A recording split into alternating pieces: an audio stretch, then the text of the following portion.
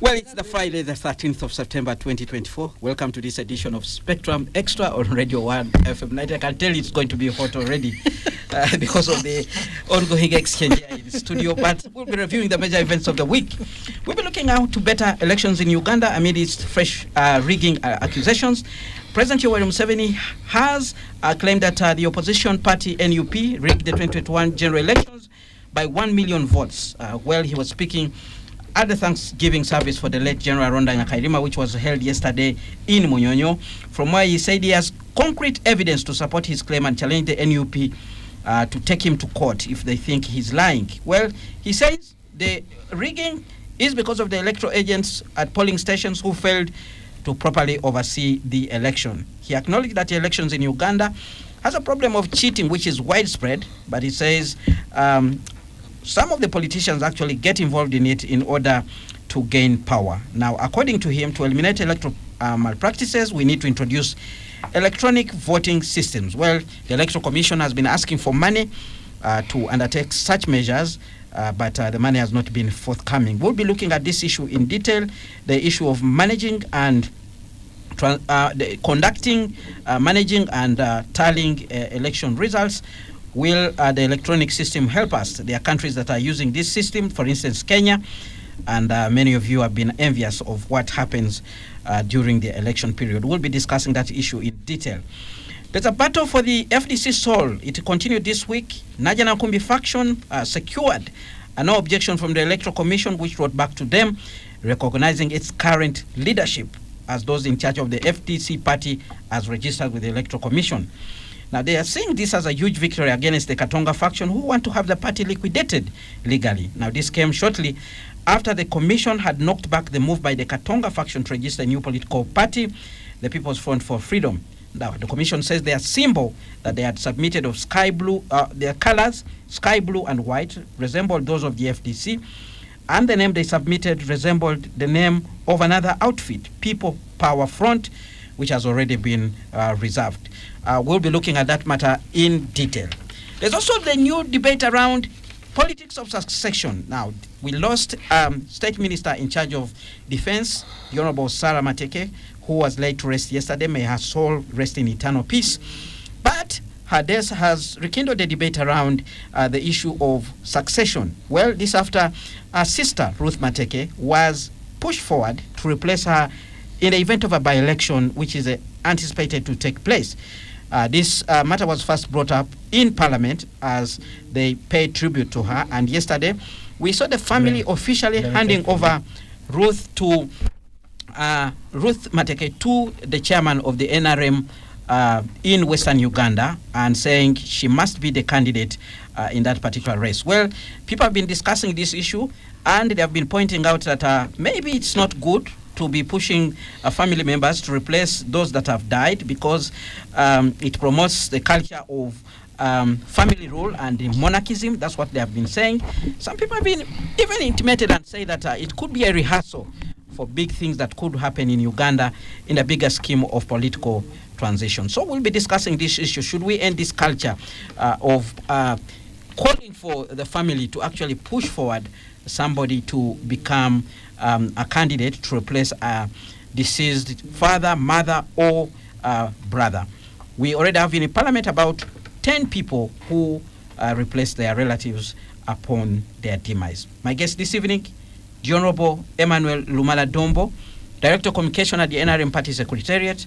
He did serve as the Bunyole East Member of Parliament, and he's one of those people who was behind the formation of what used to be known as PAFO in Parliament. There was a parliamentary forum for what? Advocacy Forum. Parliamentary Advocacy Forum. Parliamentary Advocacy Forum. And we did advocate for the things we did, and the country is rolling on. All right. We'll be hearing more from him. Also in studio, Dr. Sarah Bireit, Executive Director at the Center for Constitutional Governance, Chairperson of the Global Network of Domestic Election Monitors, GENDEM. Good evening, and thank you very much for joining us. Thank you for inviting me, and good evening, viewers and listeners. Also in studio, in studio, Honorable Hassan Kaps Fungaro, Deputy President of the FDC in charge of Northern Uganda. That is from the Najana Nkumbi faction, who did also serve as Obogi County MP. Good evening, and thank you very much for joining us, Honorable. Yeah, thank you very much. Listeners, FDC Najana Nkumbi is not a faction. Faction is a small fragment of a big body. If you call everything faction, then where is the big body? We don't know where the big body is, but after this discussion, we will know who has the body, if you who refer has to the body and who has the soul. If you have to refer to Najana Nkumbi, that is the main FDC. It's a main FDC. It is not a faction. You can correctly, grammatically refer to our brothers at Katonga Road or any other group as a faction. That is English. Oh, a splinter group. A splinter group. So you cannot refer to the main thing as a faction. So that is one thing I would like to bring. And that's what the Electoral Commission seems to have clarified. It's a really sad thing that you have to labor so much everywhere you go as FDC members to explain this situation that you found yourself in. Many people don't understand the terminologies that have got to be used. But so who is having a problem with English? Are you saying it's me or it's you? Many other people do have this mistake of saying Najana Nkumbi faction. There is no faction there. That is the headquarter of the main thing called Forum for Democratic Change, FDC. Others, you may call them factions, splinter groups, but we are the FDC. I'm from the headquarters of the Forum for Democratic Change. And the Electoral Commission, being the body of the state to regulate political players, parties, and organizations. We shall reach that point. Hold your views. We have a segment to discuss this issue. Yes, okay. But I'm so much interested in what you're reading, the manager's handbook. I am an instructor. I help in teaching people. I hold a master's of public administration and management. No, I don't have a job. So I teach. I help groom my followers, and that's why you see this. All right, we expect a fourth panelist to join us. When he gets here, I will introduce him. Well, let's begin with this issue of President Yoweri Museveni expressing concern about malpractice in our elections. He claims the NUP party rigged the 2021 elections by 1 million votes. The NUP people have responded and said, how can someone rig? And then they are not the ones declared as winners. They have continued to point out, actually, that it is the mechanism and plan of the NRM to continue rigging the elections, and that President Yoweri Museveni is complaining about electronic voting equipment. He should be able to provide money to the Electoral Commission to procure and set up an electronic system that, 1, will conduct the voting, 2, transmit, but 3, tally, and then the Electoral Commission chairman is only left with the work of actually announcing the results. That's not the case as we speak today. I'll begin with you, Sarah, because of your extensive knowledge with issues to do with the elections, as a chairperson of the Global Network of Domestic Electional Monitors, but also you've been part of a conference that has been here discussing issues of democracy and election management in Africa. President Yoweri Museveni is complaining about election rigging. Well, President Museveni has been in power for 38 years, almost coming 39. How old are you?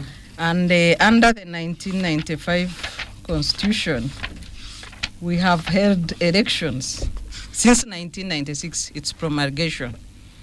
These are 5 cycles of election going into the 6th under the 1995 Constitution. The Supreme Court in these 5 cycles of elections has been petitioned 3 times, challenging presidential elections, where President Museveni, both as an incumbent and a candidate in elections, has been dragged in Supreme Court petitions. Twice by Kizza Besigye, once by Amama Mbabazi, and the 4th time, Honorable Kyagulanyi withdrew the petition.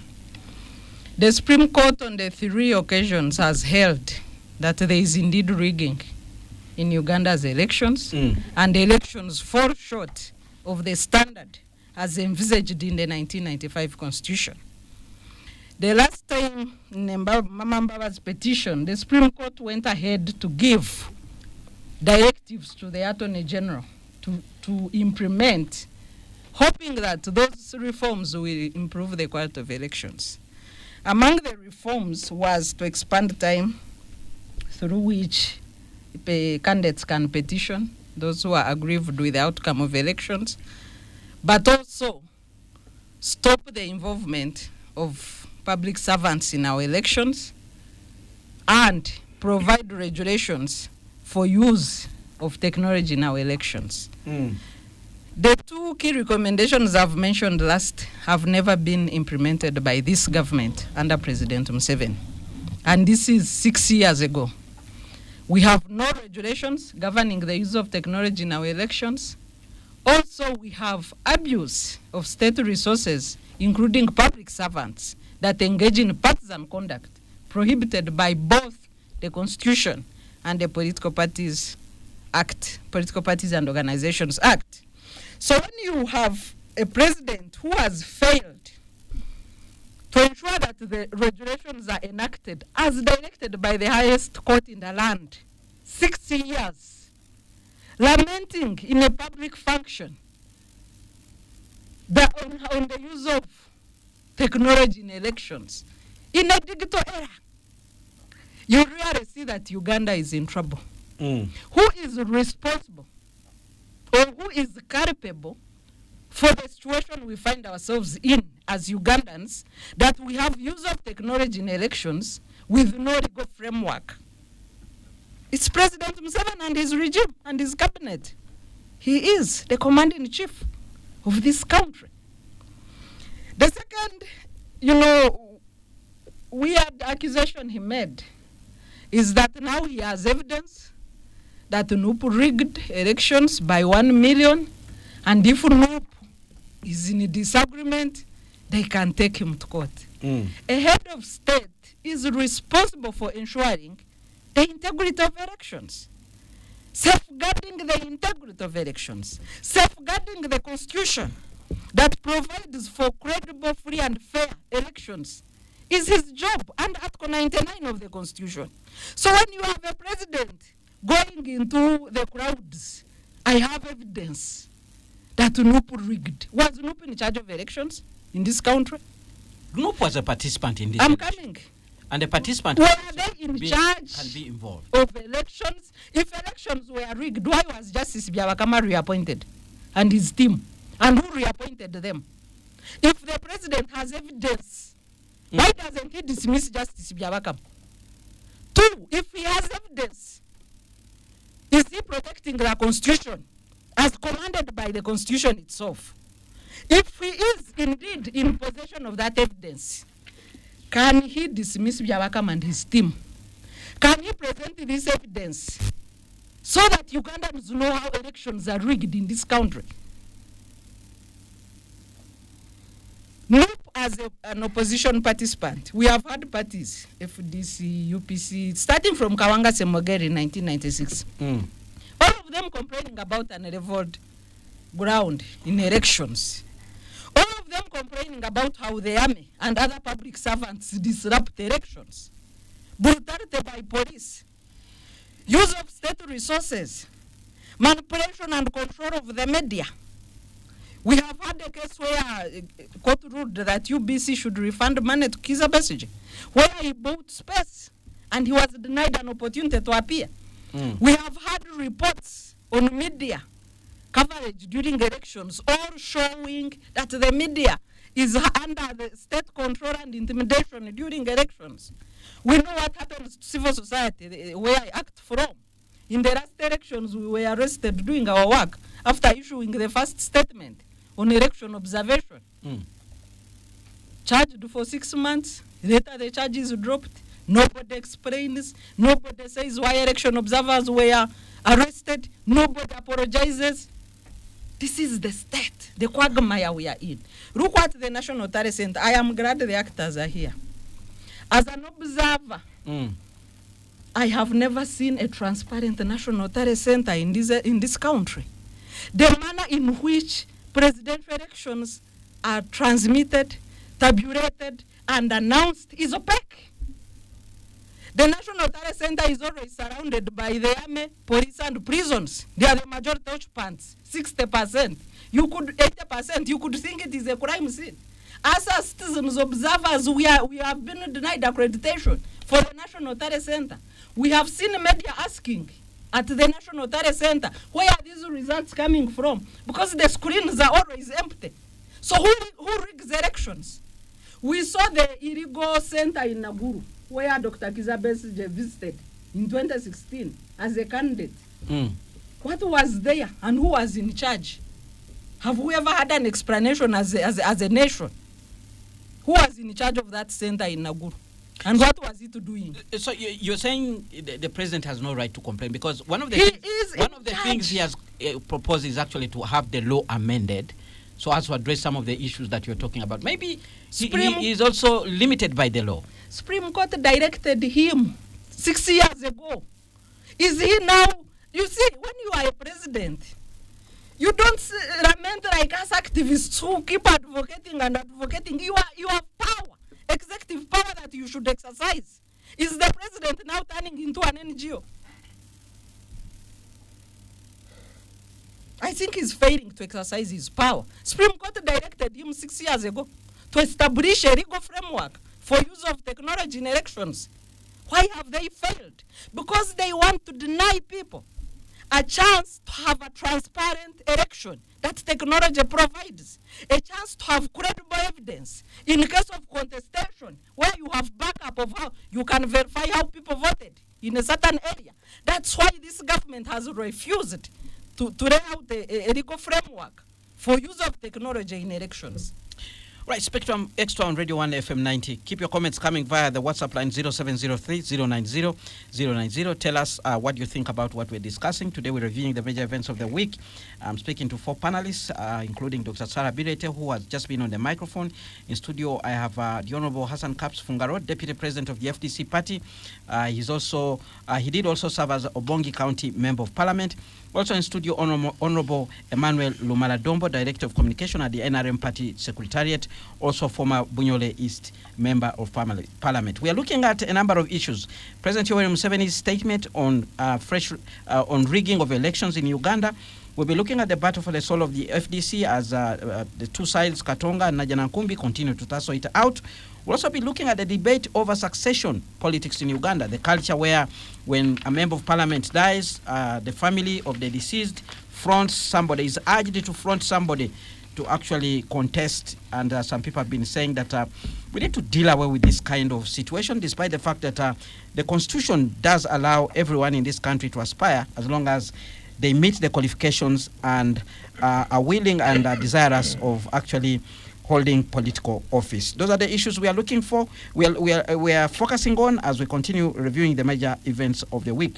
We are going to go for a break. When we return, we will hear from the other people who are here in studio following the submission made by Dr. Sarah Birete. Stay tuned, Radio 1 FM 90. But like I said, keep your comments coming via the WhatsApp line 0703-090-090. Well, thank you so much for staying with us on Spectrum Xtra live on Radio 1 FM 90, reviewing the major events of the week. My name is Kenneth Lukwagandason, your host.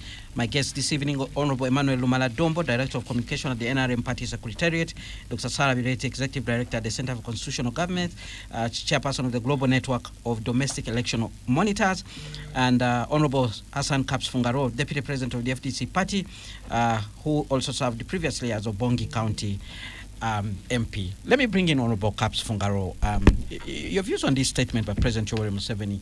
You have participated in an election before. You've been at the forefront as the opposition of accusing the NRM of actually engaging in election malpractice, including rigging. Now, President Yoweri Museveni says actually one of you, the NUP, is responsible for election rigging, and they did rig the last election by 1 million votes. I don't know whether these votes were for Chagulanyi, whether they were for a particular MP. The president did not clarify or share the details. If you go into the environment in which that speech was made and the nature in which it was made, if you study the body language of the president as he was speaking, what he seemed to be doing was just a mockery, a joke, mocking NUP as an opposition political party, one of us that suffered from rigging of elections. Instead of crying, they just say they want to laugh at NUP. The fact is there's rigging. It is good that the president now has come up clearly, accepting that there is rigging there, though he has stated it in such a way that him and his party NRM are a victim rather than perpetrators of rigging. In my work as a leader in the Forum for Democratic Change, we moved across the country, and in Western Uganda, we learned something, a place where we thought NRM was winning 100%. We got people crying there that you people, Fungaro, people from the north, at least for you, you vote. Even if you say there is a rigging, etc., at least you vote. In certain parts of Uganda, particularly in Western Uganda, reaching around 11 a.m. in the morning to midday, the voting is declared as over. Our friends say, when you go to the polling station, they tell you on the road, the soldiers will tell you that it is over, you go back. But people say, but I have not voted. Then you wait. When they read, they give the total number of people who have voted. They will say Museveni got 90% of the votes, and 99% of the people voted. Yet other people never reached the polling station, they even never voted. You see? This is the extent of the rigging Ugandans have been subjected to. It is President Museveni and his team that they have the upper hand, the machinery for rigging. Rigging is done using the police, the army, the electoral commission, the civil servants, all those state machinery who are supposed to manage the elections. They were supposed to be like the system managing the electoral exercise, act in favor of President Museveni and his team. That's how the rigging is done. On the other side, if it is true that President Museveni and the NRM are now fearing something, it is good for the fear to be shared, actually. One thing which we have not done well in Uganda is this: fear sharing, pain sharing. The NRM people have not been put on the side of pain. They have not been put on the side of fear. If it was possible to do it the way he says, that somebody can come and also rig elections and rig NRM out, so be it. So that the talk of a level environment will be balanced. NRM will say, something is wrong. A certain army officer from somewhere, a certain group of soldiers came and said, don't do this. But you look at this thing. The army acts on one side, order from above. The police acts on one side, order from above. If we were to see something like what happened in Somalia recently, people are laughing at Somalia. There was a time the army of Somalia came and told the president who was in the seat, wanted to amend the constitution and bring like a third term or something. Section of the army of Somalia came and told the president that, Your Excellency, Commander-in-Chief, you cannot do this under the constitution. You are our president, don't change the constitution. When the army stood firm, the prime minister walked to the president and told the president, Mr. President, your term of office is remaining a few days. Finish, go home. Don't throw our country into problems. And that president yielded to that pressure. Otherwise, Somalia was going to copy and paste this disease of Uganda from President Museveni, amending in the constitution without fear or favor, rigging without fear or favor. There is no one who says don't do this and people respect. So we as Ugandans should pray for a day where fear is shared. And everybody wants to talk genuinely that things are not okay. Let us do the right thing. If NUP had the capacity to rig, if another group of people have the capacity to rig against NRM, if there is another force which can tell the NRM that don't do this and they listen, maybe discipline will come to Uganda. Otherwise, this kind of impunity would have ended a long time ago. All right. This thing of saying the laws are not there. Uganda has so many excellent laws, excellent policies, but look at the way it is implemented. If you go to the time of the COVID-19 era, standard operating procedures were designed very well here, but the way they were implemented, lopsided. All right. So we should not put the excuse on lack of laws. All right. But we should look at the goodwill to implement even the existing laws as they are. All right. Let's hear from Honorable Dombo. Your take on this. Did we get a president right? Is he being misquoted?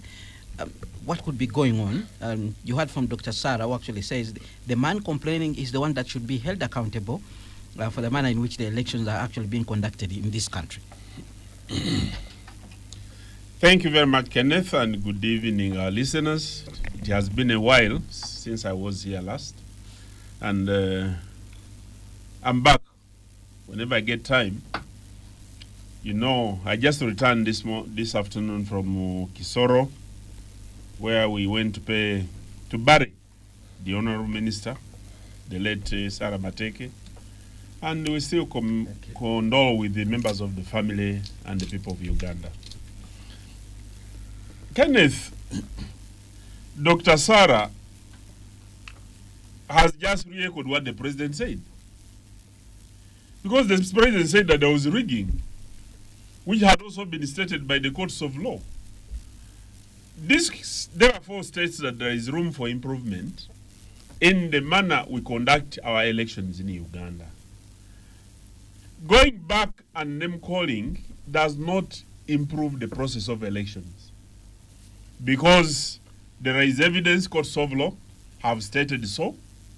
Many members of parliament, both from government and opposition side, have been thrown out of parliament because of election rigging. And the president was bitter because if we hadn't worked very hard in other areas, we could have been cheated out completely. Because just imagine we hadn't worked hard, and that 1 million votes which the intelligence has brought to his knowledge. Although the president was sharing this for the first time with the country and members of the public, he had indeed shared this with us as members of the party, members of the NRM Secretariat, and specifically talking about how best we can work to prevent. And he repeated the same things that he stated to the nation. He said that the only way we can improve the quality of elections is to go technology. And I'm sure he had already met the members of the Electoral Commission, and he had had a discussion about it. And instead of us lamenting and going back to name call, the question is that there is an opportunity that the minds are meeting.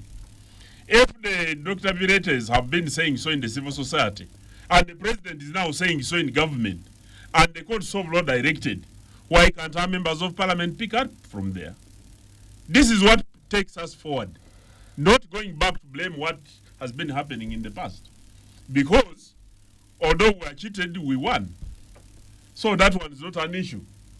One of the things which was very unfortunate, and I got angry with my brother, Honorable Chagulanyi, you know, every time there is an election and people go to court, or any situation and people go to court, whenever courts make a decision, there is an improvement on the jurisprudence of the country. Right now, Dr. Sarah has been talking about what court guided. Some of the things that court guided have been implemented, and the constitution was amended to capture some of those recommendations. For instance? For instance, on the duration of voting, the time given for people to petition, that time has been enhanced. When you go back to and other areas, when you look at, but on the technology, like he's talking about the regulations governing the elections, that one hasn't come up, and it's the responsibility of our members of parliament. Really, it's a responsibility of the executive to bring the bill. No, if the executive, who oversees the executive? If the executive is lazy, or they don't have money, this was a command. Or they have a lame reason. This was a command of the Supreme Court. Or they may have a lame reason not to do something. A command of the Supreme Court, which the sitting government must respect. But Kenneth, you and I, what is our lamenting on radio helping? when we have members of parliament being paid to ask these hard questions to government. And But majority you know the NRM, legislative process, my brother Honorable about Dombo. 70% Any legislation which places taxation or Financial implications. financial it's charged on implication the consolidated on fund. the consolidated fund has got to be allowed or brought by the executive. Now, there are ministers. There is the Minister of Justice and Constitutional Affairs, under which the Electoral Commission falls in terms of budgeting and etc. These are the people who are supposed to have originated that law, and then members of parliament debate it. So, go back to the drawing board, since you come from the ruling party that is in charge of the executive. If you can take a... Honorable Fungalo. Don't blame members of parliament, blame your cabinet. Honorable Fungalo, you and I were in that same parliament, Yes, and operating under the same rules. And the parliament says that private members, the Magezi Constitution, the Magezi Amendment was a private members bill, which was brought in parliament. Let a member of parliament, the opposition has been there for now 3 years, lamenting, are there any bills they have brought and they have been denied the certificate of financial implications? Because we don't, coming here and them call and lamenting does not solve a problem. But let those people. Honorable Dombo, let's be fair. The government, the country is run by three pillars. We understand the judiciary, parliament, and the executive. We have an order from the Supreme Court, the highest court, to the executive to amend the law and implement some of these the issues that have been put in the ruling. Should that be actually left to members of parliament? So members of parliament should such are an important innocent, thing yeah. come out? So of if the courts of law, that's the same question I'm asking. Mm. If the courts of law have directed government and government has not acted, who has the responsibility to ask government the questions? That's what I'm saying. That the only people who are facilitated and enabled under the law, given the powers of the High Court, to summon every individual in government and ask them. Let them ask these questions. Because I don't know why. Honorable Fungaro, remember when you were in parliament? Yeah. The number of things we could bring on the floor and the questions we would ask. It does not matter whether the government may choose not to answer. The government may bring whichever explanation they may have. But once you have asked the legitimate questions in the right forum, then the government is duty bound to come and provide an explanation. If we believe in the spirit of democracy and multi-party democracy, the government responds to the party is in charge of the government. You are in the party right now. You should pretend on the cabinet, including the president. This is the time for you to rain bullets of words, orders, commands on the executive to say, Honorable go Fungaro is there saying, and we have not bring also this had those questions coming from the from the NRM side yes. in their house. It is supposed to be the NRM party. The majority. The party even outside parliament. Here I speak on behalf They of have members control of of parliament. the parliament. You see, but the members of parliament, even of NRM, are innocent on this. Mm. It is the party I'm talking about outside the parliament. The secretariat. The secretariat And also maybe, Honorable Dombo, this thing is two-pronged. Apart from the law, in order to implement some of the things the president is talking about, the Electoral Commission needs Does money. it have a budget? Now, that's one of the things I want to talk about. Not only the budget, by the way, when you look at implementing some of these laws, when you look at the infrastructure or the internet coverage of this country, it may not be fully covering 100% everywhere. Mm. And the use of technology will require that we have internet access. These are things that can only be asked by the relevant committees of parliament. And the president knows that. This is something that must be asked. The president knows. Then the other one is the time frame. The president knows that we do not have an infrastructure electronically to, implement electronic voting. Kenneth, you are talking about a president who is a commander-in-chief, who is the chairperson of G77, Consumer of who is the highest intelligence. Who is also chairman of NRM caucus, the NRM party, who is the president who does all the things. So isn't Dr. Sarah right to say he's lamenting instead of doing the thing he's supposed to do? You know, those who segregated powers, gave powers to oversee the president. They didn't give it to Kenneth Lukwago in Radio 1. That power was given to the members of parliament. No, actually, as a citizen, I have Media a right. has I have a right to hold the checks and president to balances account. as a Actually, platform. As a citizen, we under what article of the no, Constitution? as a citizen, As the a power citizen, belongs and to me. also the fourth estate. Yo, as we talk about the fourth estate and common sense, let us also talk about the law as it says. All right. Because the law clearly gives the members of parliament the responsibility to ask these questions. Can I come in on that, Honorable Dombo? Let him conclude. No, let me just briefly on the law. Because if you look at the framework of our constitution, the lead of government business has power to initiate laws and his team. It's problematic for a private member's bill to get a financial clearance to initiate a law. So the biggest blame still remains with the executive. You know, for me, when I was in parliament, and I'll give you an example. One time we were with you in parliament when Honorable Bida was beaten by the police in Owino. Ordinarily, people should have thought that this was the responsibility of members of parliament of the opposition. But Honorable Bida was a member of the opposition. I wasn't. We had to stop a whole budget being read. And we brought a motion to create a select committee of the parliament in order to make an inquisition in police. So I'm just calling on members of parliament to do their work as provided for under the law. If government has refused to give them the certificate of financial implication, then that will be discussed. We would be here now asking questions. Why hasn't the Minister of Finance given this? But the people have been mandated. They haven't done their work. And then they also got the radios to complain. May I begin wondering what they expect the public to do when they haven't done their work that we are supposed to be doing under the law. So the president has only raised the same issues that have been raised by the courts of law. There is nothing new. Only that people are getting surprised that the person who won is the one complaining. So they are saying, why didn't he go to court? Because he had won. But that doesn't rule out the possibility that those issues which he raises, that our people were rigged out, could be that's why we had a massive turnover of many members of NRM, whom we lost in many areas. And because they said the Electoral Commission is incompetent, it doesn't do a good job. But it has been declaring you winning. Do you think it was doing a bad job the times you are winning? Where were they when votes were rigged? All right. The president says, let's look at let's look at the manner in which the elections are rigged, as per President Yoweri Museveni. They are rigged by people at the polling station. The people who are managing the elections at the polling stations. That's what the president says. Is there anything we can change? The manner in which our elections are conducted, to be able to have transparency and accountability, acceptable results. He also mentioned that maybe there is no need for agents. You know, I did share on X that the president is just rigging a plot to rig the 2026 elections. Why do I say so?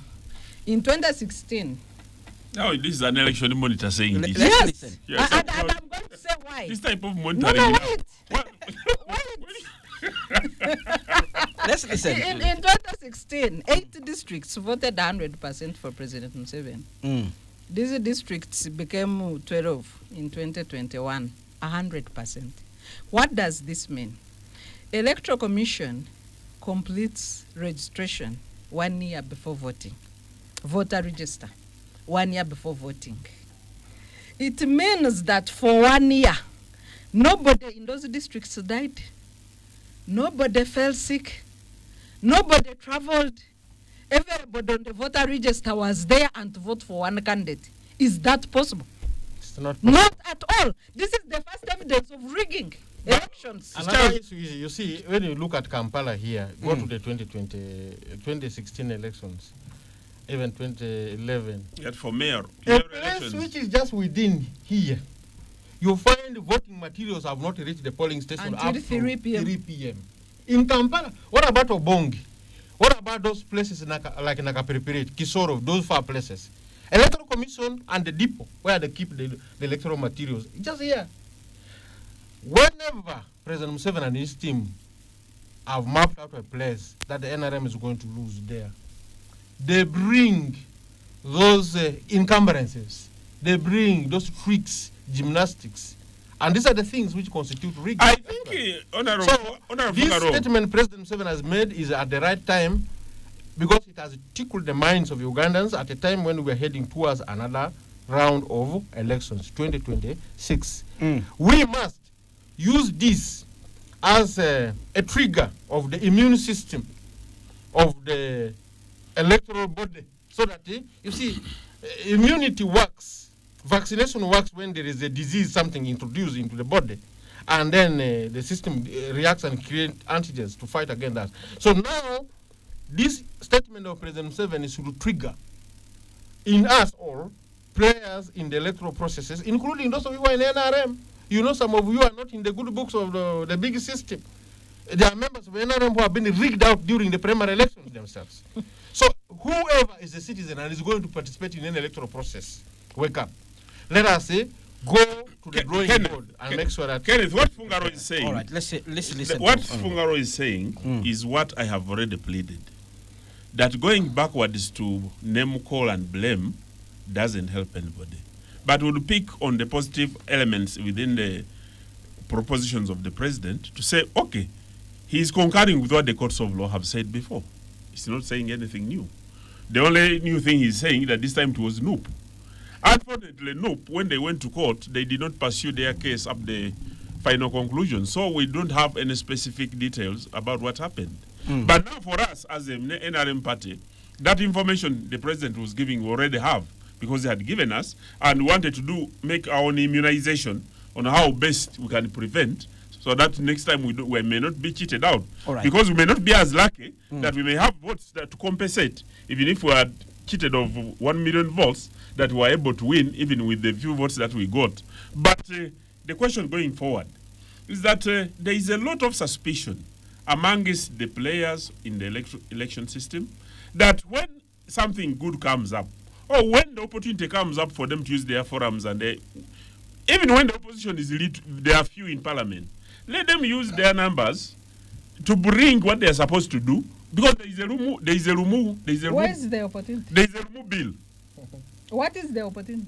The opportunity is to bring the bill. Well, Honorable Dombo, we have had members of the opposition presenting bills in the House. Like they which were one? knocked out. Wilfred Nwagaba presented a bill to reinstate presidential term limits. And he was knocked away. other reforms. A number of other people. No, There's also information here coming from the Honorable Ali Salah, who actually says Supreme Court directives for electoral reform have been repeatedly presented in Parliament since 2013, and as electoral reforms, and Honorable Dombo knows this.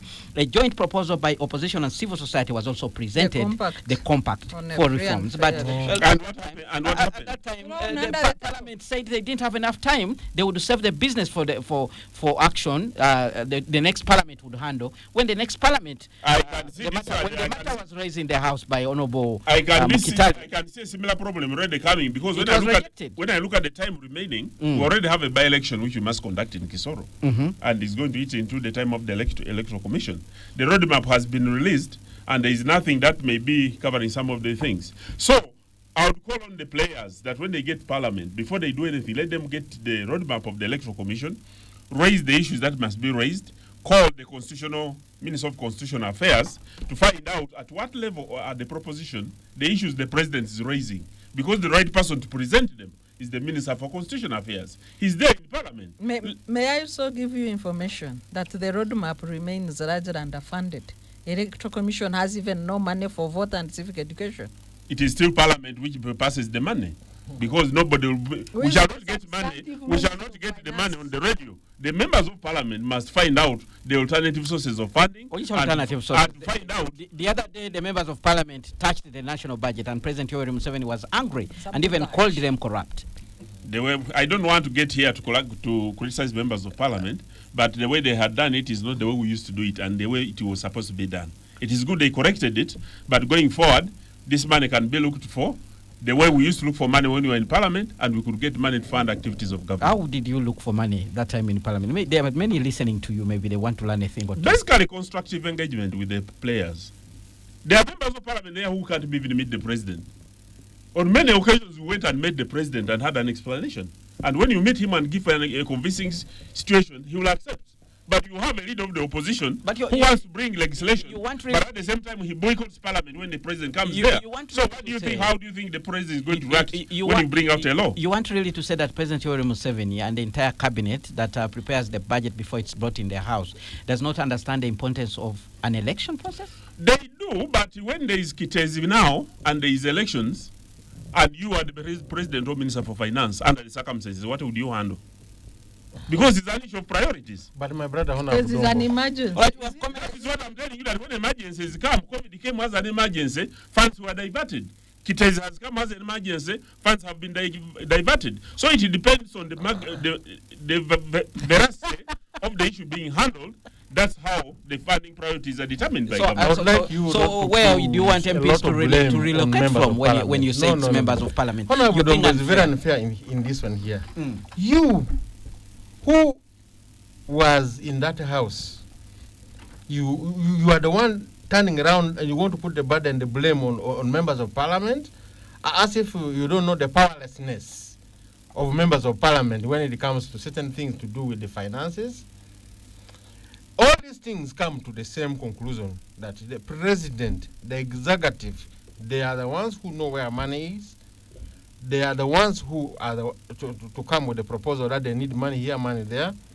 Members of parliament, you see what happened to them recently, just this recent thing, where using the powers bestowed upon them in terms of adjusting the priorities, shifting money here and there, the president came and threw back the bill, the finance bill, and he was very angry on members of parliament, calling parliamentarians all sorts of names. So this thing here of the electoral commission not having money again comes back to the same man, Museveni. All right. Well, we have the comments. Should go to him. We have comments coming in from the listeners. We begin with Shaka Alan Orlando, who writes in and says, in this short clip, the president admits that 1, the electoral commission cannot hold a credible, free and fair election. 2, that that the will of the people was diverted in 2021. 3, that an electoral process cannot cause change at the top in Uganda. 3, that the judiciary is such a joke. Uganda is strange. Someone not just, but the first citizen is reporting a critical issue, and highly regarded citizens applaud cheating. Unbelievable, either we have approved cheating, or those applauding or congratulating themselves on being the best, unbeatable at the same time. We have another comment. People should stop wasting time arguing about President Museveni's claim that NUP rigged the elections. It's laughable, as the president is a man who likes cracking jokes. This should be considered as a joke. Thanks, Radio 1, for the show. Does Dr. Sarah Virete think she can only be heard when she speaks at the top of her voice? When does she ever debate in a balanced way? That's Tom listening in Kida. Maybe that's a natural way of speaking, but I'll leave it to her to respond to you. Robert in Kumi. Spectrum Xtra and election rigging. I think NUP did what the president said, what he never thought would happen. That this comment, he seems to say that what the president is talking about is what he thought could not happen in the parts of Buganda and Busoga. He has never recovered from that. I think the stage is being set for 2026, like in 2016. Chigundu delivering election materials in Kampala at 4 p.m. Maybe results from some parts may not be declared, like he is pointing out, because President Yoweri Museveni said that wherever there are issues to do with technology, the elections in that particular area should be cancelled out. Good evening, Spectrum Xtra. President Museveni thinks people support him. He doesn't know he wins because he has Byabakama. Mr. Museveni thinks he has done so much good, and therefore he is entitled to victory always. Muse wants people to think he was cheated, but they showed him the power of anger, which he's going to see in 2026. In 2026, it will be 2 times. The opposition will storm like a tsunami. That's a comment coming in from Mugisha Godfrey, who belongs to NUP. Then we have another comment. Good evening, Radio 1. Thomas, rigging is rigging is only done by NRM in Ugandan elections, and now they are afraid of NUP. Well, those are some of the comments that are coming in. When we return, I'll read more of the comments and then allow the panelists to actually respond. Stay tuned to Radio 1 FM 90. Spectrum Xtra continues after this break. All right, thank you very much for staying with us on Spectrum Xtra, live on Radio 1 FM 90, reviewing the major events of the week. I have a panel of 3 here in studio. Honorable Hassan Kaps Fungaro, Deputy President of the FDC, Najana Nkumbi faction. He did also serve as Obongi County MP. Also in studio, Dr. Sarah Biret, Executive Director at the Center for Constitutional Governance, chairperson of the Global Network of the Domestic Election Observers. The Honorable Emmanuel Lumala Dombo, Director of Communication at the NRM Party Secretariat, who did also represent people of Bunyole East. More comments. Anderson, good evening. Kindly, can you request Honorable Dombo to reason with an inkling of higher intelligence? But the other guys reason better than that. Honorable Dombo, the NRM Secretariat should be the engine of ideation for NRM Party. Are they simply employees? It's sad. John Muzanganda in Matuga. Honorable Dombo, who is in the better position to cheat elections in Uganda? Honorable Dombo, do you know sometimes history will judge you? You want us to now blame the opposition parties for not responding to the Supreme Court directives? That's a question for you, Honorable Dombo. We have a comment coming from Mawa Jacob Amaza, who is in Moyo, who is in West Nile region. Says, good evening, my dear citizens in the studio. President is really out of track. Elections in Africa is generally rigged in favor of the ruling party. No, thank you. The last election, the votes were counted in percentage, not figures. How can we trust such a process? I remember Salt, Sugar, and Matchbox when it was Museveni versus Dr. Kawanga Semogeri, and I told the disputers to take it for others. I was in Soroti by then. That's his comment there. Then we have another comment.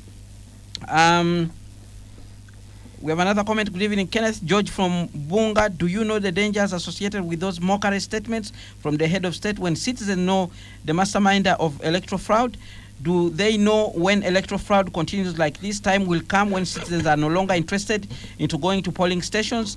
I feel bad when some people like Honorable Dombo make statements which demeans their age. Well, when will those NRM people stop supporting every wrong and put the blame to parliamentarians? Honorable Dombo, please be faithful to God. That's a comment from Sharif. The judiciary has appointed by the NRM wants parliament, which has majority of NRM, to ask the executive, the NRM, questions. Where is the logic in this? Anyway, the president calling out NUP as election cheats accredits NUP as the majority opposition party, but it is also a fishing expedition to see our opinions. We cannot afford electronic voting. Lastly, good evening. I applaud the business brains behind, well, this is another comment. I think it was for a previous discussion that was to do with the economy. We have another comment here. Kindly request, says, good evening, my dear citizens in the studio. NUP didn't only steal 1 million votes, it also shot many Ugandans with stray bullets in November 2020. It in fact also kidnapped Kibalama and 17 others, and their whereabouts are unknown up to date. Well, those are some of the comments that are coming in from the listeners. Would you like to make a comment about some of these comments? Honorable Dombo, Dr. Sarah, Honorable Caps? Thank you very much, and Bwana Kenneth. First of all, I want to tell the people who are asking me, as an employee of the party, I implement the NRM constitution. That's the constitution which is mandated, and it has my roles and responsibilities. And what they're asking me to do is not part of that roles.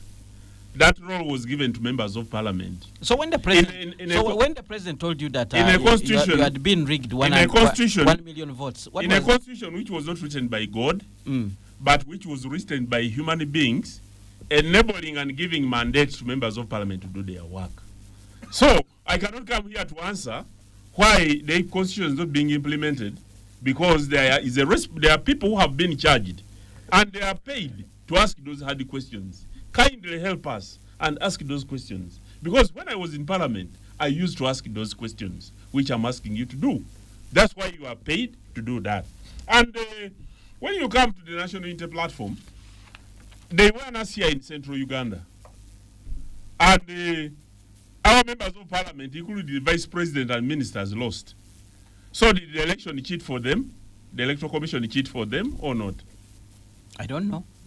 Or was the electoral commission doing a good job to declare them winners in those areas? You tell us, where were there 1 million votes? Because it's a debate which goes either way. Because they are blaming the electoral commission, which declared them winners here. But in the process of doing those elections, the president said at the polling stations they have discovered that certain things happened in some polling stations. So these are things we must deal with. So the Electoral Commission they are blaming, the Biabakama they are blaming, is the one who failed our people by doing the results the way they did, because he announced the results as they came from the polling stations. But the polling stations where Biabakama wasn't, but the officers of the Electoral Commissions were. The only thing I would want to beg the members of parliament. I thought when you talk about Biabakama, you're talking about the Electoral Commission itself. Absolutely. I'm talking about the Electoral Commission. So if he was not there physically, there were people representing. Yes, there were people of the Electoral Commission. And to me, this is where my prayer is. And the civil society will help us in future also to follow up. You know, we have gone to they have taken the Electoral Commission to courts of law. And they have held the Electoral Commission liable for not doing its work. But they have not punished the individuals who are responsible for doing it. Isn't it high time that the members of parliament begin evaluating whether it is high time that when they charge the Electoral Commission, they also charge together with the individual responsible who did not do or who omitted doing their works? These are things that we must begin debating. Going backwards to blame and abuse, we shall not get solutions, because the same Electoral Commission which declared the NUP winners here in Buganda, it is the same Electoral Commission of Biabakama which declared President Museveni a winner. But they had faults which we must put right in order to have a more credible election as proposed by the President and as recommended by the courts of law. Dr. Sarah? Well, I think for me, most of the responses were indeed agreeing with us that the president is failing to do his work, and he cannot turn into a mere activist or advocating for things that he's failing to do 6 years, even after directives of court. But generally on the rigging of elections, you know, many Ugandans have not forgotten the videos of soldiers pre-ticking ballots and the ballot stuffing. There were several on social media, even when the internet was cut off, and the reason government cuts off internet.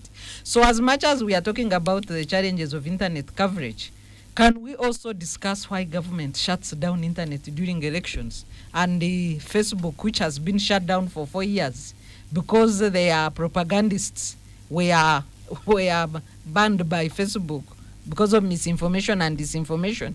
So how will he use technology when he shuts down internet?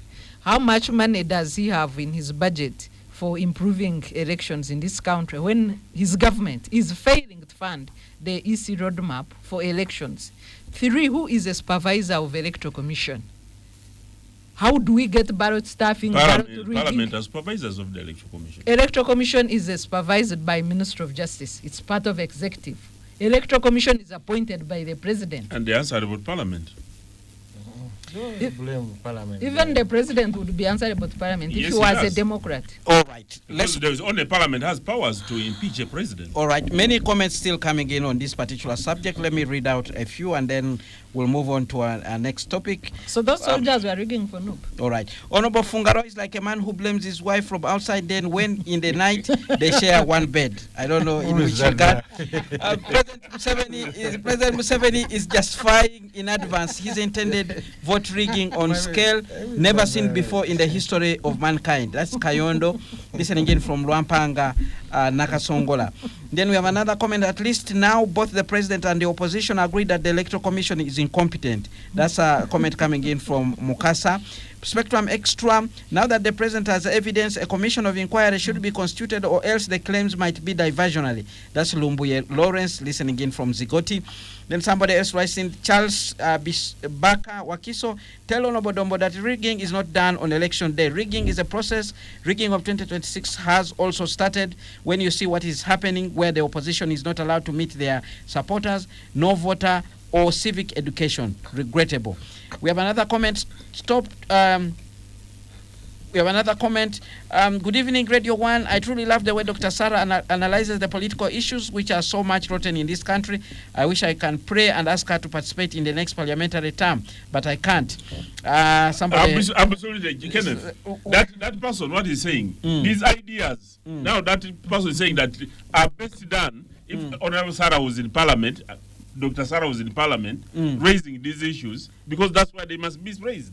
The rigging was at presidential level, not parliamentary level. Let Honorable Dombo be clear on that. That's Vincent listening in from Mbale. Now, gentlemen and ladies, let's move on and look at the other issue, the debate over succession politics in Uganda.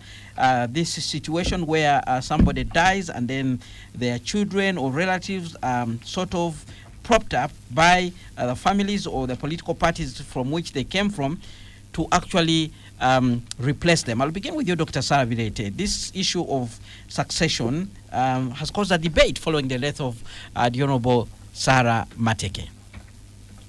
Well, it's always an issue whenever a leader dies in office in this country.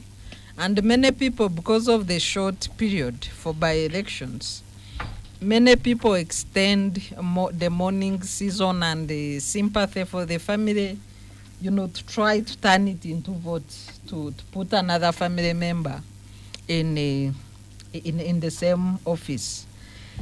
We saw a situation in Honorable Cecilia Ogwal's constituency, where the voters had a departure position when they did not vote for Cecilia Ogwal's daughter, who was very competent. The ladies in that race were all high caliber, unlike majority of the MPs we have in the House, really, where you find that the understanding of issues and the caliber of debate sometimes is wanting.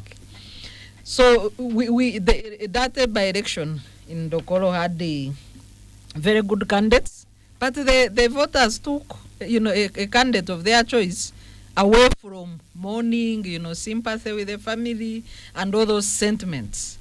Not that Cecilia Ogwal's daughter was not befitting of the position, but I think there should be departure. Somebody has died, very unfortunate, very bad, but the roles of an MP or any other leader for that matter, be it a chairman, be it a president, are not biologically, transmitted. People should separate the two issues. And some people promoting this narrative could be setting a stage for something also unfortunate yet to happen in this country because of our failed transition. It's really unfortunate that we can look at political positions as if they are positions to inherit. It's not a position to bequeath to your next of kin, child, family. Democracy is not bequeathed to the next of kin. All right, let me hear from you, Honorable Kapsungaro. You see, there is a natural phenomenon which is being exploited politically. This thing of sympathy, sympathy with the family, with the bereaved family, extending the mourning by saying, you sympathize with the family, don't decampaign this person because this is part of the mourning process.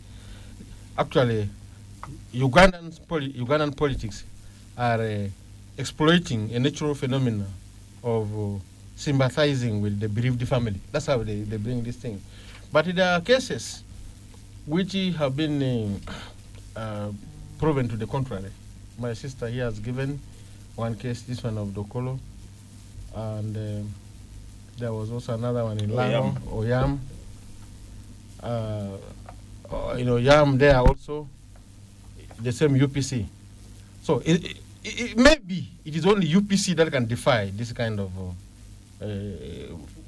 politics of mourning, because we have never seen another political party other than the UPC. In this case, where people are mourning, they expect someone to be given votes because of the sympathy, but now the vote has come otherwise. Now, what is coming again in this thing of the relatives, the children, the family, without death, is being taken to in the context that when President Museveni leaves the seat, he should give it to the son, something like that. This kind of succession, unfortunately, we therefore want to say it in brief that first we stand with the family, the bereaved family of Honorable Sarah, for the loss, the people of Kisoro for the loss. Death is bad, We all come from God, and to God shall be our return. But the extent of now elections goes outside the mourning period. And if the people of Kisoro decide to get a person other than a relative of the bereaved family, that should not be taken to be disrespect to the dead. You know, what people don't want is to show disrespect to the dead. Maybe it's about the caliber, the ingenuity, the skills that come from that particular family. Somebody might have been a very good leader, and you want them to, to replace their dad, their mother, because you think they will be doing the same things that their late parent was able to do. Quite often, whatever I've seen in situations like this are not really pegged on super qualities of leadership within the family. There are very, very good qualities for leadership there, which can be transmitted from generation to generation, after this one to another to another. The thing is, if you challenge the person who is coming to contest in the place of the deceased, it is like sacrilegious, it's ungodly, bad manners. How do you come and compete against an orphan or somebody who is coming to contest in the place of someone who has died? And therefore people are given some kind of moral question that how can you do this? This is a funeral. You first allow the funeral to cool. What kind of bad manners do you have? You see, so it discourages sort of the people who would have come to run in that kind of by-election race. But all in all, we as Ugandans must not turn our country into a monarchy where positions are inherited, they are passed from father to son, and therefore we come to a monarchical rule, a family rule, at the end of which democracy loses direction. If it is a democracy, let it be democratically handled, and whoever comes to contest in such an election should not be misconstrued to be bad-mannered, that you see you are not sympathetic, you don't sympathize with the bereaved family, and therefore you are bad-mannered. That is where the fire can go. Maybe to add that even where these families have succeeded, there is hardly any resemblance with the leaders. The characters demonstrated are not in any way related to their relatives who departed. I've not seen any. Yeah, for sure. And if you go to my brother, Honorable Dombosi constituency, my own sister, the late Serena Nabenda, by the way, she was a West Nile. Is the sister still an MP? No, she died. Serena. No, I mean the sister who Florence, yeah. So she's still an MP? No. Even it was only those remaining. She is an MP. She's an MP right now. Yeah, but she's not even heard of. Yeah, because people are different. Yeah, but exactly. But she's doing excellently good. I mean, but not like the sister. No. So the question how exactly is actually so the traits are not inherited. The traits are not the same. So what I want to bring here is that you can say that person was good because of this kind of qualities, but when you bring the person after him or her, you find there is a very big difference. All right. Let's hear from Honorable Dombo. You were in Kisoro, and at that funeral, they brought a lady, Ruth Mateke, and they told you, here is our daughter. She's the one who is supposed to be the flag bearer. Well, thank you very much, Kenneth. In Kisoro, we went to Bari, and we were at a funeral, and people were mourning. People have different styles of mourning. And that was part of the mourning process, because they thought, in Kisoro, the Mateke family is highly revered because of the historical contribution of the Mr. Honorable Mateke, what he did in so many years ago, and what he has been doing up to now. And it was a district council which was handed over to the NRM chairman of Western Uganda and handed it to the vice president of Uganda. For us as a party, we are at the waiting end because they were asked to transmit that resolution to the national chairman of NRM, and the national chairman now knows how he's going to process it, because it's not for me to come here to discuss specifically the issue of Kisoro, but to make a comment on this politics of succession. Perhaps our members of parliament may want, when they are amending the constitution, find out when a person dies as a leader, at what time should he be replaced, he or she? When should there be an election to replace that person? Because the constitutional makers thought that 60 days for members of parliament was adequate. I think their considerations were totally different, but when it comes to practice, in many communities, 60 days is still within the period of mourning, when people are still mourning. And this is something which members of parliament may look at and find out. They can say we shall take 6 months and then conduct elections. They can say it is something that can be reviewed. I don't have a specific answer, but according to implementation, this is something that can be reviewed. The second one, you remember when we lost the speaker, this is another issue which the president talked about. When we lost the speaker, our law here says that the speaker must be elected within a certain period of time, and there should be no time, even when there is a deputy speaker. When the speaker's seat falls vacant, there can never be any business in the House until the position of the speaker is filled. Now this created a contradiction for us. Maybe we need to do the same for Bank of Uganda. Because it's a contradiction for us. While it was important to fill and elect the Speaker for Parliament of Uganda, but the body of the Speaker hadn't even arrived here in the country. So the people of northern Uganda, all the bereaved members of the bereaved family, could not understand this type of Ugandans who are busy juggling and struggling for positions to be elected, when their own child had died abroad and the body hadn't been returned. And this is something which the president commented about, but people would look at. But now going further, may I think this thing you cannot say it is being practiced because we are anticipating that the President Museveni may leave and leave it for his son Muhoozi. Muhoozi, like any Ugandan, once he has the qualifications, may qualify to stand. But when FDC brought the daughter of Cecilia Ogwal, were they preparing her for? Were they preparing for Museveni succession? When the DP brought Patrick Msisi, when Patrick Msisi died, and they brought the son of Patrick Msisi, were they doing it as a precursor for President Museveni?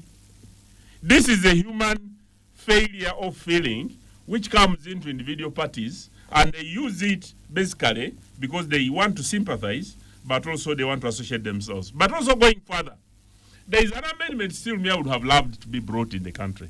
I mean the Constitution. When we go for a general election and a party wins an election, let a party hold that position for 5 years.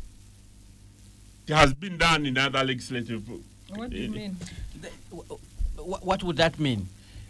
That means that when the president of Uganda or when a member of parliament from the FDC, like Honorable Cecilia Ogwal, died, and she was a member of parliament, she had won through a general election, whose term is going to be 5 years.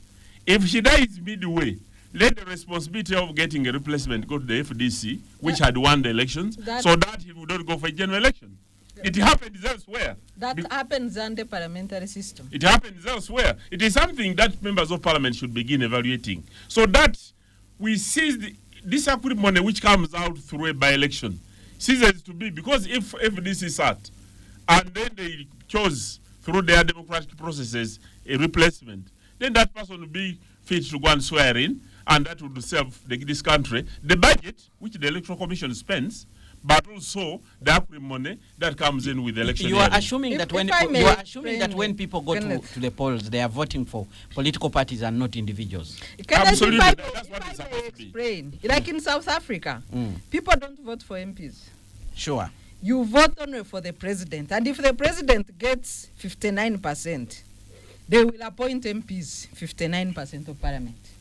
If, for example, in our election, the president got about 58, 59, NUP got whatever, you appoint according to the votes got by your leader. What happens in the US when a senator dies? I'm coming. Okay. Let me come. Okay. So under pure parliamentary system, people do not vote for MPs. We would not go and vote for presidential candidates. Whatever percentage a presidential candidate has got, they appoint the number of MPs to that percentage. It stops the takeover, the mob justice we see because of numbers, tyranny of numbers. It makes sure the MP seats belong to the party or the president who has won, and therefore the replacement becomes the business of the party, not the whole country and the electoral commission. When you go to the US has a presidential system. They don't have a parliamentary system. So what they do a by-election. Are you sure? Yeah, depending on the time remaining. But also, because of their good medical facilities, have you had the leaders dying now and then? No, we have also had the leaders being replaced by members of the family. Specifically when Kennedy, somebody died and was replaced by the wife. I don't know under what system. I haven't read specifically. But you also see the same Kennedy now from the famous Democratic Party who has endorsed Trump. So it is, every country develops a system that fits them.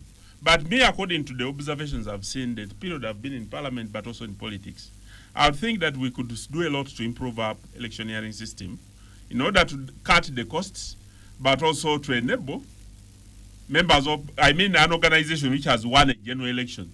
The benchmark would be a general election. Once you do a general election, you elect a president, like the Tanzania. They elected the Magufuli. Magufuli died. The vice president took over, and she's running the entire term of the presidency.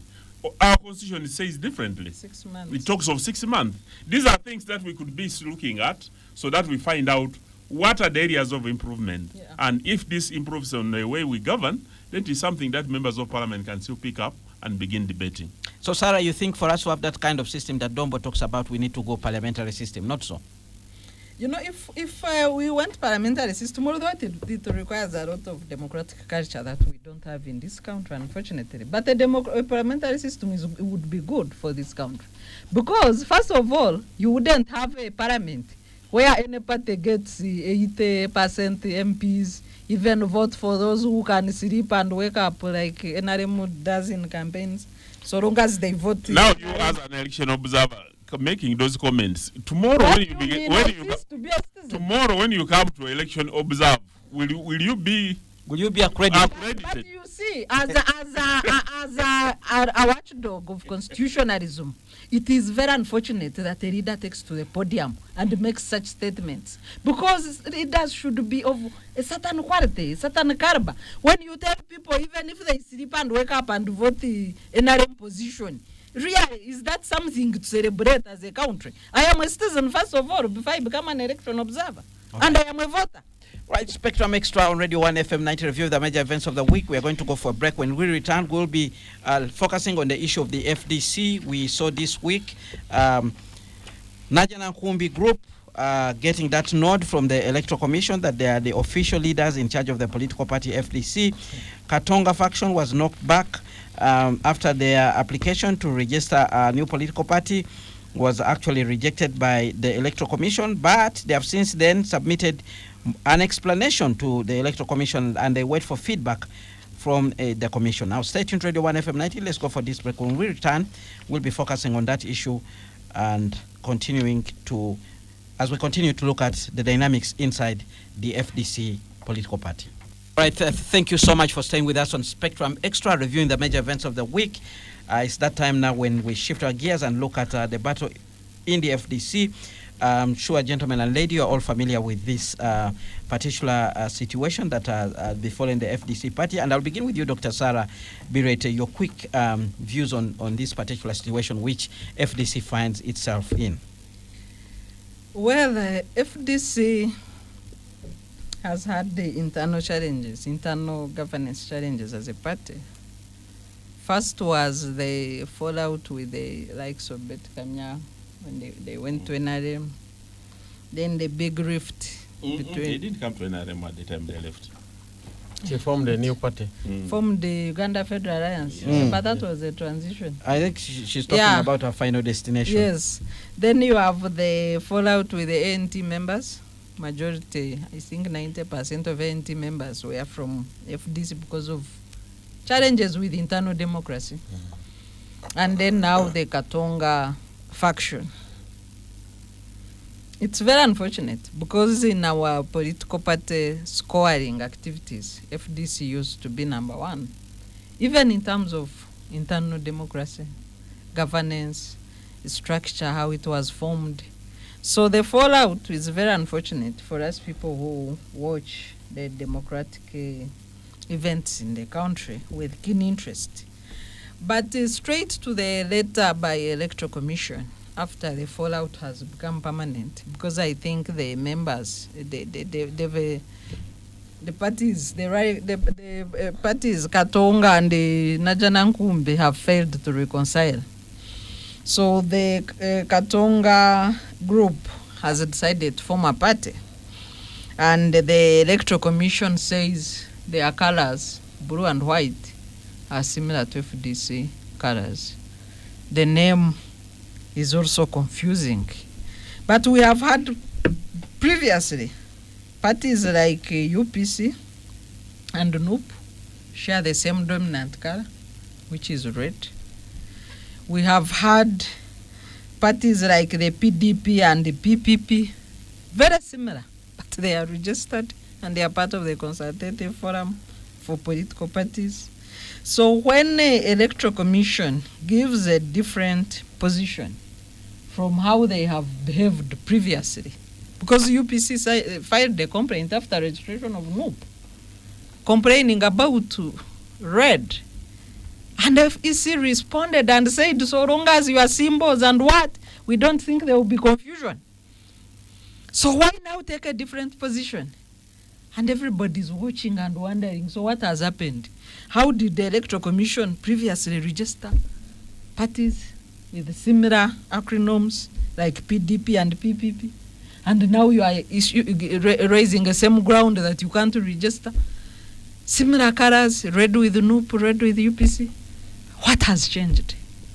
And when people read between the lines, they seem to see a political maneuver to delay the registration for Katonga faction.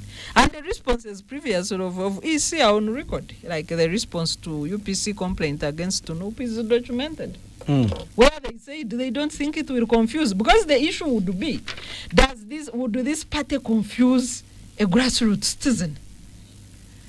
And if not, then what would be the reason? The name cannot be confused. The color, even one similar dominant color like NUP and UPC, cannot be confused. So now what is the problem? The front, the Katonga group has been wearing their blue and red materials, blue and white materials. I don't think they are in any way similar to what FDC wears. FDC wears dominant blue in their materials. I have not seen where FDC is wearing punches of blue and red. I have even the shade of blue by Katonga is different from the shade of Katonga of FDC. No colors. It's different. So I think for me the response of EC is confusing based on how they have behaved previously. All right. Let's hear from Honorable Kapsungaro. What's going on? For me, really, as a founder member of the FDC, I have a lot of pain in my heart to see that my colleagues whom we founded the party together with were left and some are still living. For example, Honorable Betty Kamia, we were there at the foundation stage of the party. When she saw fit, she left and formed another party. Then currently she's with the NRM. My brothers and aunt, Jeno Muntu, my senior brother, Honorable Wadikasiano, Honorable Alisa Lasso, all these are my great friends. But when things turned sour and they could not remain within the party called FDC. They decided to form another party called ANT, and ANT has been formed, but FDC has continued. Today we have this new unfortunate event where our brothers from the side of Katonga Road have decided to go out and form a new political party. It is painful to us. We would have loved to see them within FDC, we reconcile and we move on. But since that decision has been taken that they need to form a new party, let the due process be followed as it is. The Electoral Commission is the one to answer to the queries that are being raised right now. What we know here is Uganda is a country. There is a state with the state systems, including the Electoral Commission. We in the FDC at Najana Kumbi, we know that the Electoral Commission has a responsibility. We file returns to the Electoral Commission, and the Electoral Commission has a role in the governance of the political space in which the parties operate, register, and operate. That's why I think also the people from the Katonga Road, they also believe in the same way. That's why they've written to the Electoral Commission.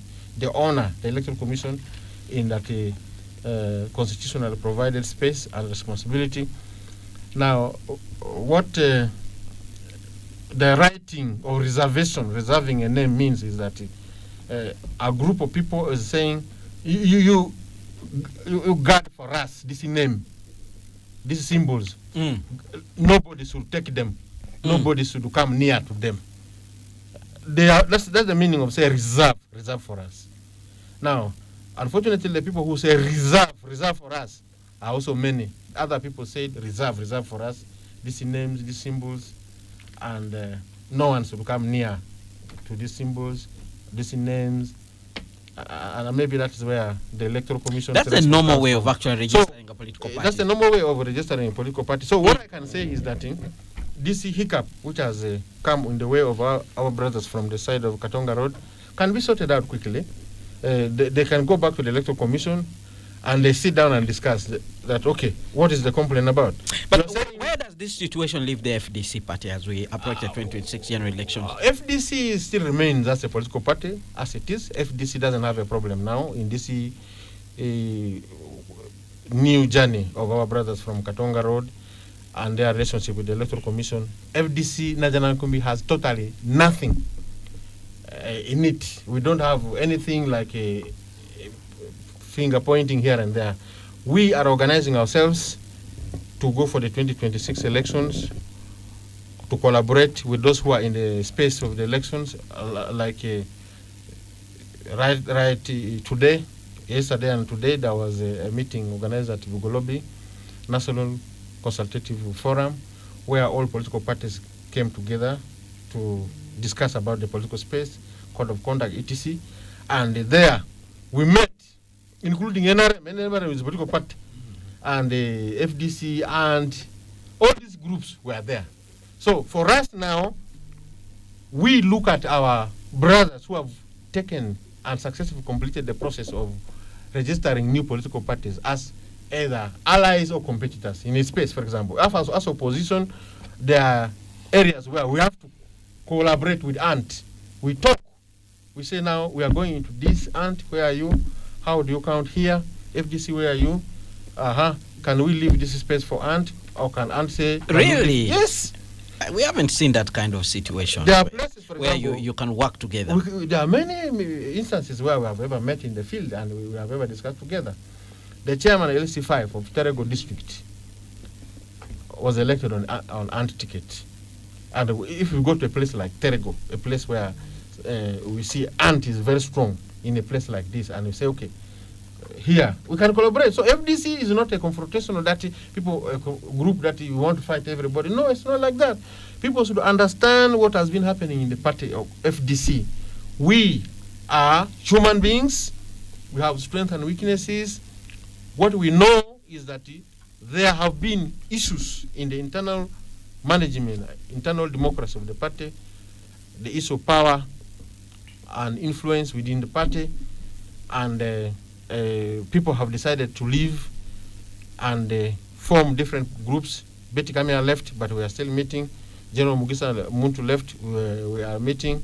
The new group which is leaving, when they go, we wish them well. The only unfortunate thing which came at this particular moment is that unfortunate statement of saying we are dissolving the FDC because we are leaving, we are forming a new party. That is where we disagreed with our brothers from the Katonga Road. FDC cannot be dissolved by people who are leaving. All right. Those who are remaining should remain, even if another group out of those who are remaining decides to go. The one that remains still remains as the what? The legitimate FDC as per the law. So we, as a FDC National Nkumbi, we are steadfast, we are working. The party processes are moving on. Today, we have just concluded a NEC meeting, National Executive Committee meeting, deciding the normal processes of the party. So people who are members of the FDC should rest assured that the FDC is there. Our offices are open. We are at Najana Kumbi, that is where the headquarters of the party is, and the FDC is alive throughout the country. We have been moving across the country. You've seen the way we have been received by our supporters and members of the party, and FDC is alive. Therefore, those who are believers and supporters of the FDC should remain confident that the party called the Forum for Democratic Change has leaders, has systems, and has programs for Uganda and for the 2026 elections. Therefore, we should work looking forward to make sure that the Forum for Democratic Change remains as strong as ever. It emerges successfully out of all this turbulence. All right, we'll be coming back to you. Let's hear from Honorable Dombo. Honorable Dombo, your take on the situation in the FDC. As NRM, you must be very happy, but some people will tell you that that is a mirror on the wall. Whatever you're seeing in the FDC reflects on the nature of governance that is in the country. Kenneth, I would wish to sympathize with my brothers and sisters in FDC, but also say to them that could be the Electoral Commission has given them an opportunity to reflect and explore the possibilities of reuniting and sort out their issues internally.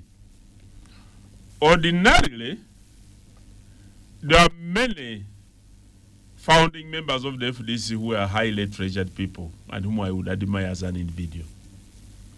When I was a guild president, I had an opportunity to work with the Honorable Amanya Mushega as the Minister for Education. And these are people who are revered in Parliament of Uganda or in the NRM caucus whenever we met, and we were young politicians.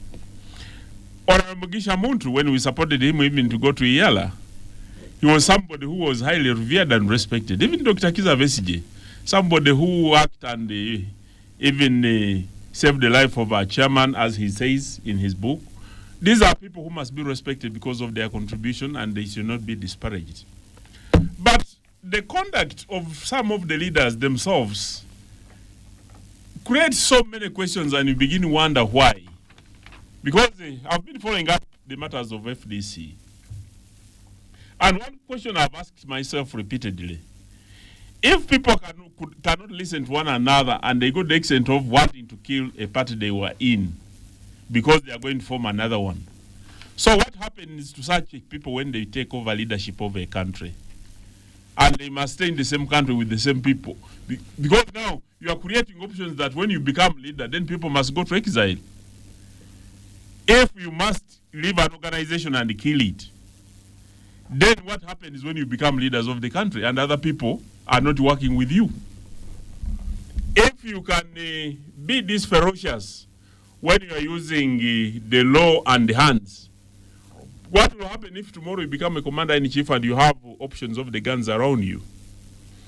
So I think the leadership of FDC should go back and reflect and find out. Because even the way my brother Paul Amriat became chairman of, became the president of FDC, in itself, when we were reading the papers, it was very suspect. Because you'd imagine that he was brought deliberately by some faction internally in order to fight other individuals who are within FDC. So the issues of FDC are internal and are either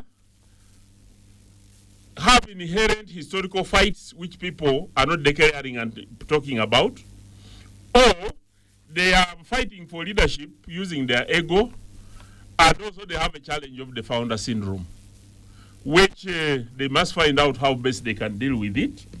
But in such a situation, what I would advise them, Dr. Sarah Virete raised legitimate questions. They should find out from the Electoral Commission, either through a meeting, and find out why the Electoral Commission could have acted differently when the National Unity Platform was being registered, and why they are responding differently to them now. That is only the answer which only the Electoral Commission can answer, because they are the ones who have made the decision.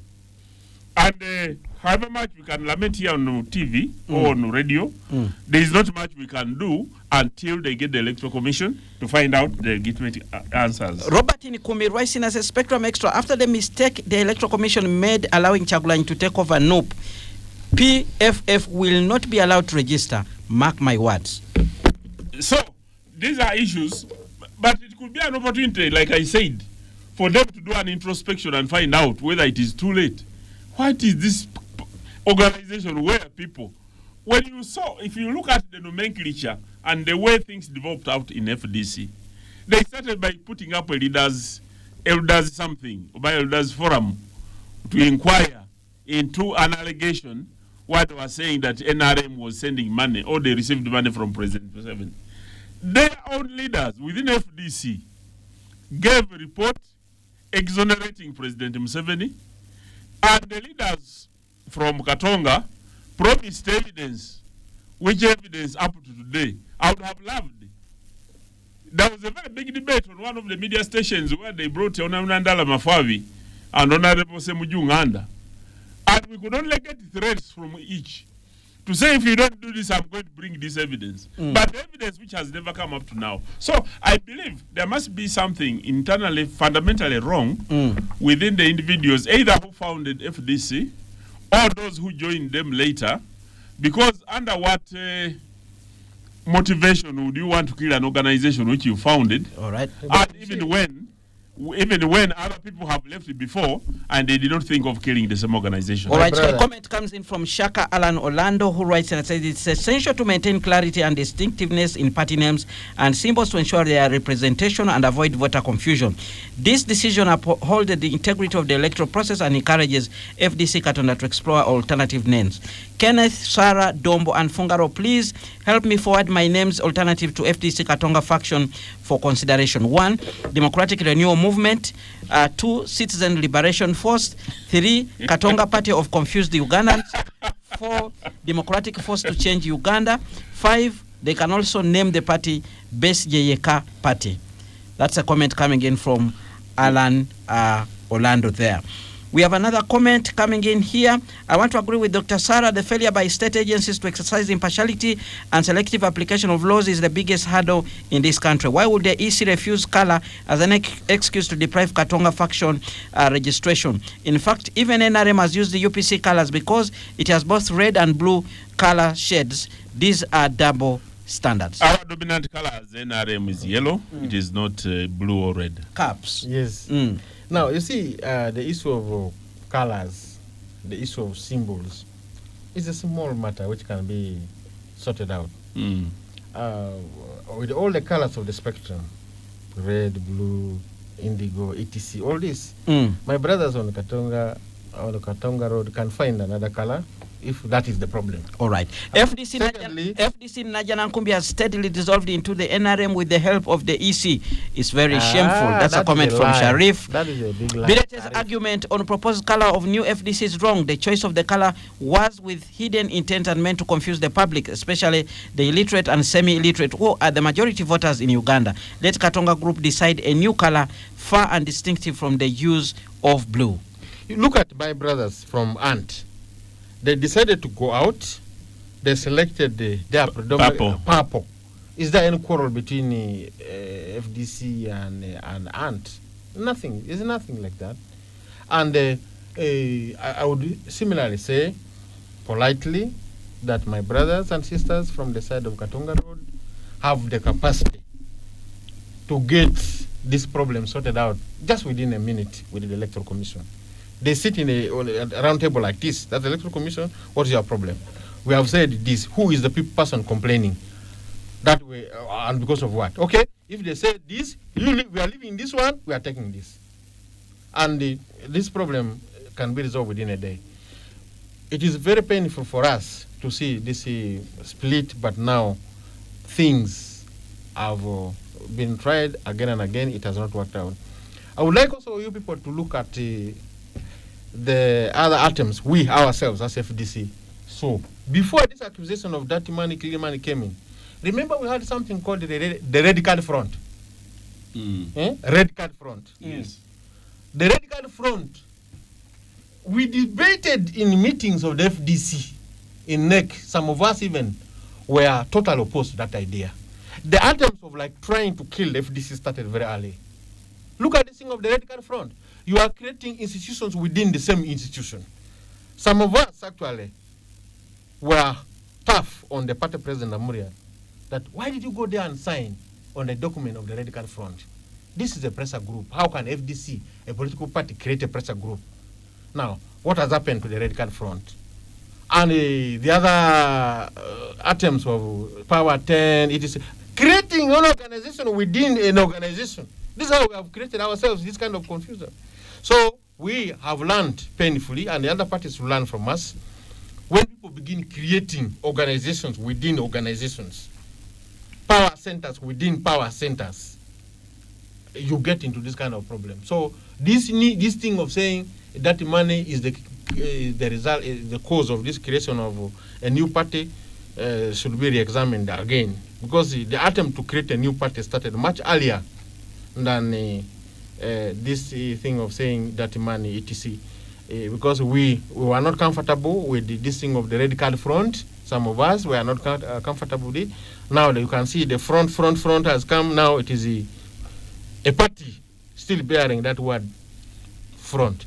So we as FDC should go to the drawing board again, the mainstream FDC with the headquarters at Najana Nkumbi.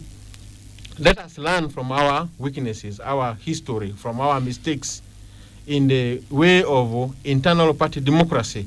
How should we take the forward, the party forward from today going forward? We should look at a way of avoiding the same, a repeat of the same thing. If we are a party, a family of comrades, then we must look at the code of conduct of the party, the principles, the doctrine of the party, the philosophy of the party. And that should be the thing guiding us. But there is something I have kept asking myself. I've listened to the arguments of my brother, Honorable Semuju, Dr. Besjem, Honorable Kwago, accusing NRM of infiltrating Katonga. Not Najana Nkumbi. So when they formed the new party, NRM is still around, and President Museveni is still around. What immunization have they demonstrated on the other side to say that indeed, if this is the reason that they are doing that now they have been immunized, this won't happen? All right. They use this as an argument in order to defray the public from suspecting the reasons why they have failed to galvanize internally, because they left leadership of FDC when they still wanted to be leaders. They wanted to demonstrate that for them they can do term limit, even when it is may not be provided for, but indeed they still wanted to remain leaders. The best thing, they should have remained either leaders of FDC and continuously participated in the elections, or they would have swallowed their pie and decided subjected themselves to the leaders whom they brought. But after bringing power, Patrick Amriat Oboy, themselves, now they have turned out to accuse him. So what will happen tomorrow when you make a new party? Has NRM ceased to exist? Well, Since I'm afraid President Museveni left. I have to So bring discussion. let them do internal introspection. Let them respect one another. Let them know that they can have systems, or they can come to NRM and learn from us.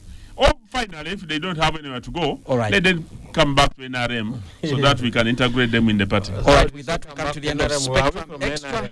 Do join us next week as we do Spectrum, and then on Friday when we review the major events of the week. On behalf of